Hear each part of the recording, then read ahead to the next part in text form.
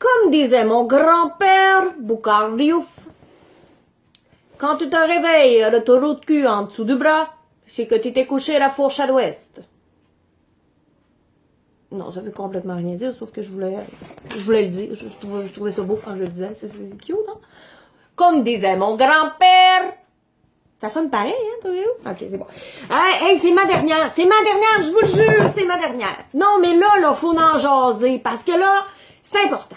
L'incompétence. Vous vivez ça comment, vous autres, l'incompétence? Hey, moi, avec ma patience légendaire, peux-tu vous dire que c'est pas facile? C'est pas facile. Mais il y a des métiers que c'est plus toléré que d'autres. Mais je dis pas que je suis intolérante. Non, je suis tolérante. Devant l'incompétence. Ça dépend. Si je m'en vais à l'épicerie puis que la caissière a fait un portrait détaillé de sa fin de semaine en l'emballeur, et on s'est saoulé samedi soir, c'était drôle, Amanda s'est ramassée, en tout cas, puis là, elle raconte ça, ben elle est pas gênée, puis c'est le fun, puis quand tu passes les articles, elle commande tout, tu sais, les biscuits double crème, non, mais sont-tu bons? Ah, moi, c'est mes préférés, je les aime assez. Oh, la nana est en spécial cette semaine! On va se faire des cocktails! Non, hey, regarde, hey, fille, je veux pas nécessairement avoir une conversation avec toi, là, hein? Puis t'es pas obligé de me vendre, des articles, sont déjà là, sont déjà vendus, regarde, sont déjà dans mon panier, fait que, peux-tu... Hein, ça roule. Mais ça, c'est pas grave. Ça tape ses nerfs, mais c'est pas vraiment grave. Tu sais, la serveuse, quand ça fait 18 fois que tu lui demandes ton petit beurre en pot, là, pis qu'elle t'oublie tout le temps, là, ben, tu te dis, hey, dans le jus, c'est pas grave. C'est tolérable.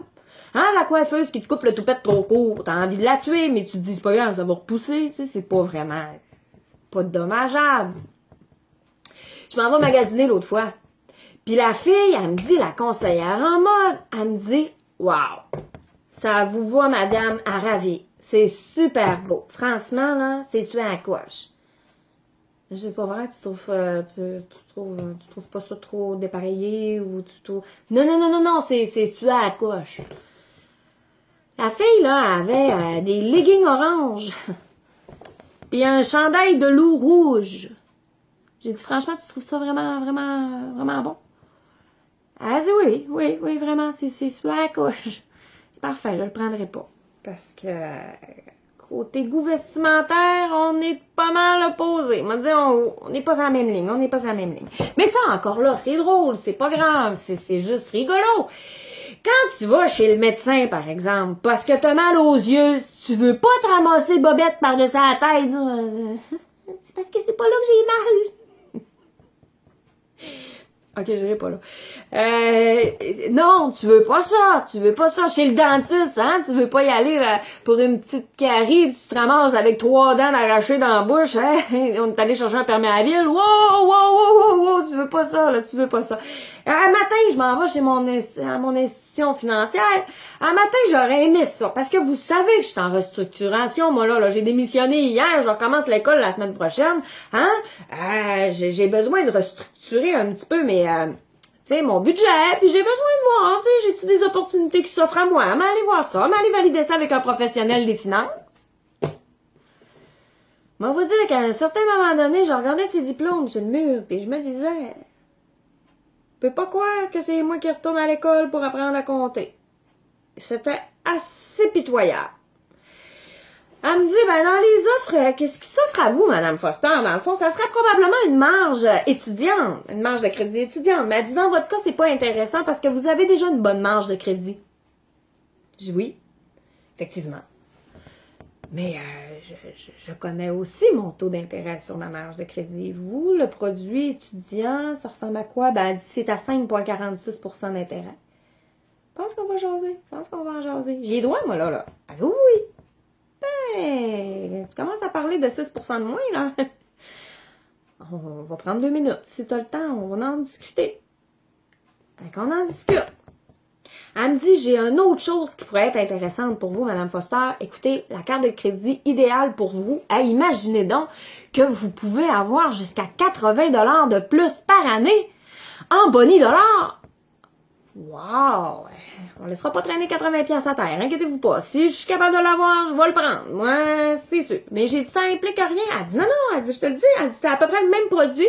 La seule différence, c'est que tu as un taux d'intérêt à 19,9%. Va donc, oui. Mais voyons nous. C'est quoi ce conseil de marde-là? Là, je commençais à être un petit peu moins tolérante. Hey! J'ai un taux d'intérêt préférentiel. Moi, j'ai même pas 10% d'intérêt sur ma carte de crédit.